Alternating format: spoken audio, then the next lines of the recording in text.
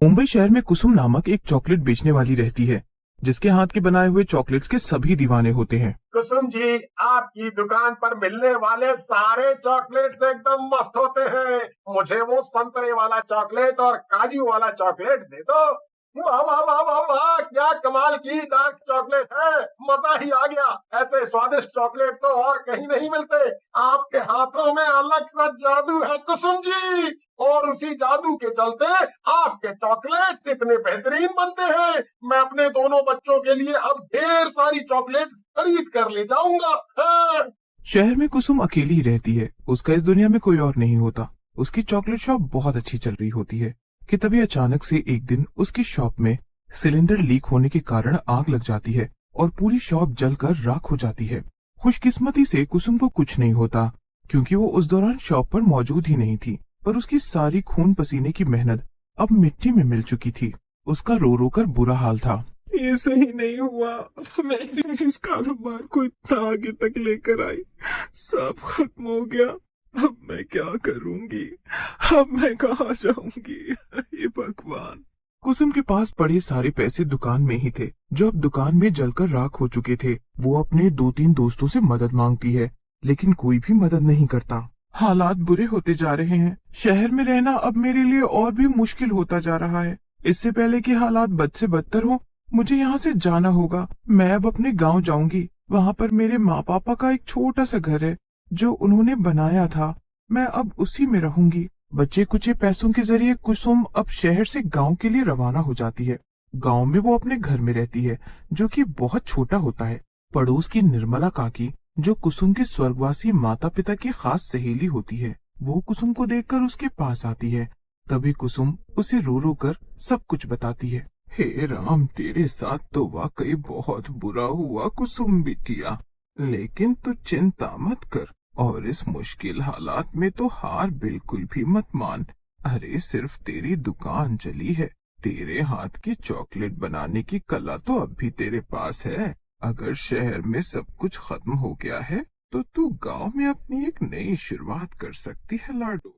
हाँ मेरी बच्ची, वैसे भी गांव में चॉकलेट नहीं मिलती, उसे लेने के लिए लोग शहरी इलाकों के बाजार में जाते हैं। अगर तू गांव में ही इतना स्वादिष्ट चॉकलेट बनाकर बेचेगी ना, तो सभी तेरे पास ही चॉकलेट खरीदने आएंगे। तू गांव में ही अच्छे खासे पैसे कमा सकती है।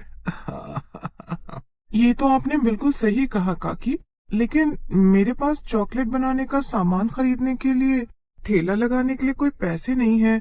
सारे पैसे खत्म हो चुके हैं। अरे मैं हूं ना, मैं दूंगी तुम्हें पैसे। क्या?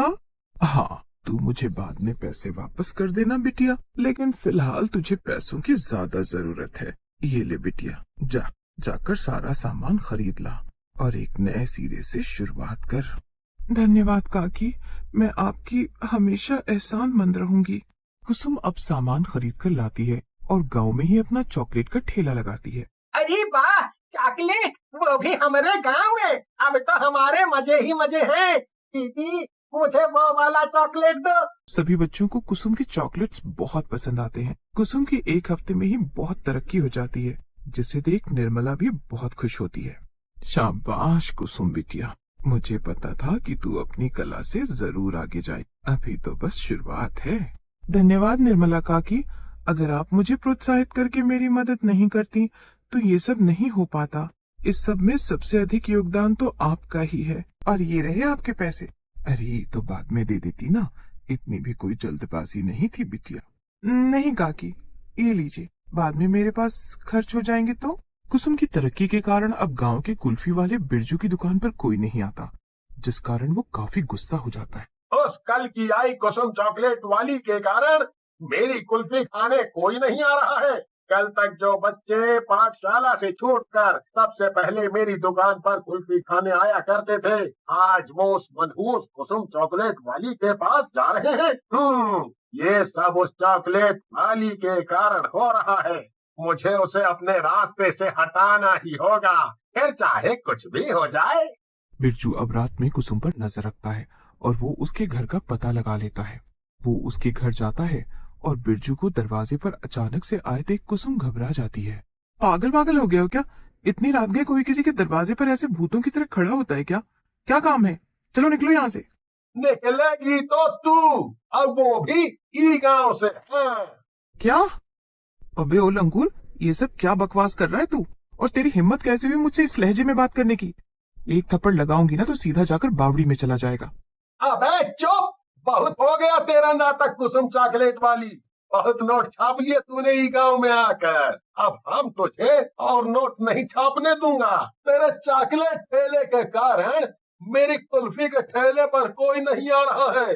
तेरे कारण मुझे कितना नुकसान हो रहा है, इसकी खबर भी है तुझे? आए।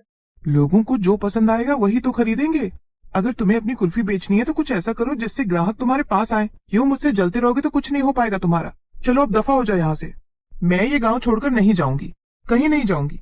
अब मैं यहाँ पर हमेशा के लिए रहने वाली हूँ। तुम चाहे कुछ भी कर लो, मैं तुम्हारे गुस्से से और तुम्हारी घटिया बातों से बिल्कुल भी नहीं डरने वाली। बिरजू गुस्से में वहां पर पड़ा हुआ पत्थर उठाकर कुसुम का सर फोड़ देता है और कुसुम वहीं पर मर जाती है। ये देख बिरजू बहुत डर जाता है। बिरजू कुसुम की लाश को ठिकाने लगा देता है और वो रात भर सो नहीं पाता। मुझे बस उस कुसुम को गांव से भगाना था, मारना नहीं था। अब मैं क्या करूं? कहते हैं ऐसे लोग मरने के बाद भी वापस आते हैं। और गांव में अब सब क्या सोचेंगे? वो कहाँ चली गई है अचानक से? नहीं नहीं, ये बात पुलिस के हाथों में जाए उससे पहले हमें कुछ करना होगा, जिससे कुसुम की मौत का इल्जाम किसी पर ना जाए, किसी को शक न हो। बिरजू अब एक चिट्ठी लिखता है और उसके घर में रख देता है। अगली सुबह जब निर्मला कुसुम के घर जाती है तब वो चिट्ठी पढ़कर उसके तो होश ही उड़ जाते हैं। हे भगवान, ये क्या है? कुसुम अब इस दुनिया में नहीं रही, लेकिन ये कैसे हो सकता है?